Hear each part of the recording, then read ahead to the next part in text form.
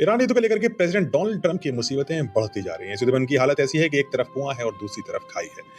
अभी तक 2/3 अमेरिकी पब्लिक इस युद्ध के खिलाफ थी।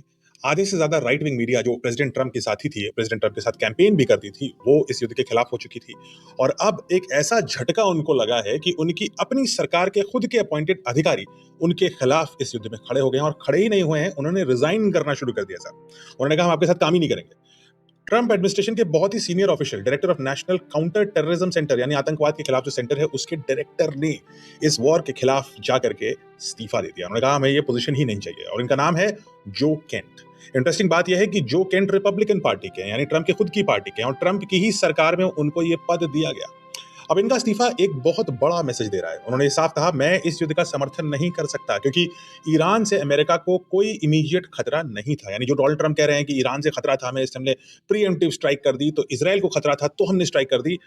उनके खुद के डायरेक्टर ऑफ काउंटर टेररिज्म का कहना है कि ऐसी कोई बात सत्य नहीं है, और चूंकि ये लड़ाई असत्य के आधार पर है, इसलिए इस लड़ाई में उनके साथ नहीं है, और चूंकि वो प्रेसिडेंट के साथ नहीं है, इसलिए वो अपने पद से त्यागपत्र देते हैं। लेकिन बात यहीं खत्म नहीं होती, चीजें और सीरियस होती हैं। केंट ने आरोप लगाया कि ये युद्ध शुरू हुआ है इसराइल के प्रेशर से, यानी जो बार बार मीडिया कह रही है कि इसराइल की वजह से यूनाइटेड स्टेट्स इस वॉर में ड्रैग्ड हुआ। और उन्होंने कहा इस युद्ध में और जो शामिल लोग हैं वो हैं अमेरिका के प्रो वॉर लॉबी। ये वो लोग हैं, अमेरिका के पॉलिटिशियंस हैं, जिनको फंड करती हैं हथियार और गोला बारूद बनाने वाली अमेरिकन कंपनीज। यानी अब केंट का कहना है कि प्रेसिडेंट ट्रंप का जो डिसीजन है वो उनका नहीं था, वो इंडिपेंडेंट डिसीजन नहीं था, और अमेरिका के हित में भी नहीं था। और उन्होंने इस पूरी सिचुएशन की तुलना इराक में हुए वॉर से करी है, जो जॉर्ज डब्ल्यू बुश ने लड़ा था। अब केंट का कहना है कि जिस तरह मिस इन्फॉर्मेशन के आधार पर अमेरिका ने इराक में अपने आप को एक युद्ध में ढकेल लिया था, उसी पैटर्न को दोबारा दोहराया जा रहा है। तो उन्होंने चेतावनी दी कि हम वही गलती फिर से कर रहे हैं, रिपीटिंग द मिस्टेक।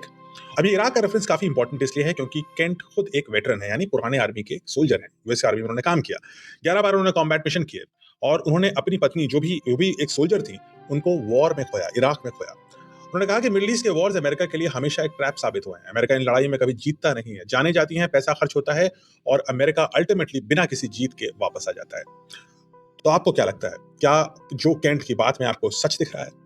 और अगर उनकी बात में सच है, तो ट्रंप के पूरे इंटेंशन, प्लान और अंडरस्टैंडिंग पर एक बहुत बड़ा निशान खड़ा हो जाता है सवाल का।